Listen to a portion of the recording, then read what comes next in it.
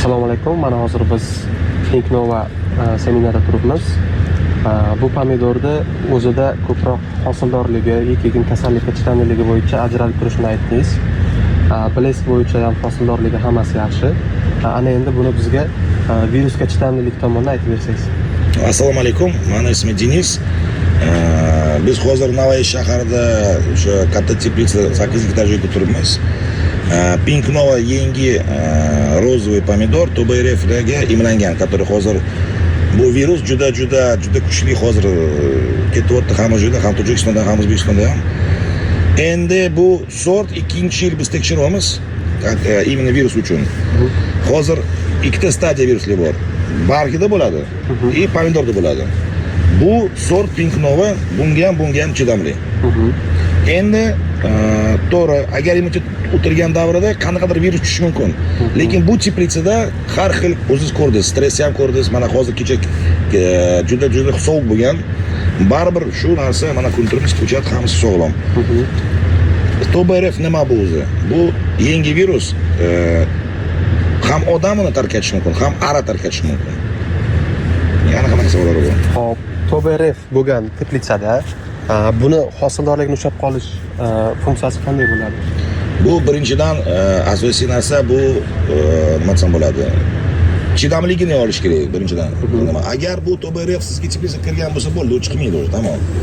Sizga o'zi boshqa kultura o'tish kerak bo'ladi. Yoki bodringga harakat qilasizmi, dori berasizmi, bu qiyin masala.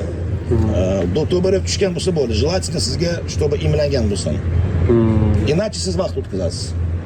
Tushunarli.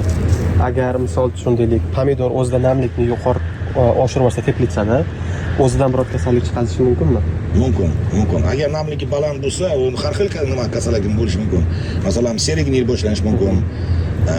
Har xil narsalar o'zi ko'payib ketgandan keyin endi o'zi nima, любой agronom, любой fermer tushunadi.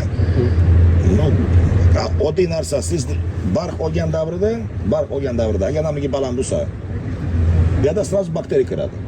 Bakteriya kirgandan keyin mana ko'rinib turibsiz, mana ko'chatda mana shunaqa narsa olsangiz, mana bu yerga namlik bo'ladi. Bo'ldi, bakteriya kirgandan keyin ketdi, butun o'zi venaga tarqadi. Bundan keyin o'zi vena tarqatadi, bundan keyin o'zi hosilga ham ko'chatda ham bo'lmaydi. Bu virus o'zi bu ikkinchi masala bo'ladi. Agar bu bakteriyaning ichida bo'lsa, любой masalan mana serigniy, u TBRF ham, tomatni mozaika ham, boshqasi ham virus ham kirishi mumkin. Albatta, klimat juda важный narsa. TBRF virus климат прям вот shunaqa ushlash kerak, вот очень важно asosiy namligi и katta перепад temperaturi bo'lmasligi kerak. Agar siz klimat yaxshilab ushlasangiz, pasport bo'yicha TBRF sizga xudo xolisa tushmaydi. Tushunarli. Yana bitta narsa aytaman, agar hammaga aytish kerak, virus tushgandan keyin qo'rqmanglar. Bu unaqa слишком страшный emas. Uni ko'rishsa bo'ladi demoqchiman. Har xil dorilar bor. Qanaqadir immunitet ko'tarish kerak bo'ladi. Birinchidan klimat o'g'irlaysiz, ikkinchi immunitet ko'tarish kerak bo'ladi. Agar tushgan bo'lsa, mana bundan keyin hali kurashsa bo'ladi. Shu aytmoqchidim. Rahmat aka. Sizga rahmat. Salomat bo'ling, hosillar ko'proq bo'lsin hammasidan.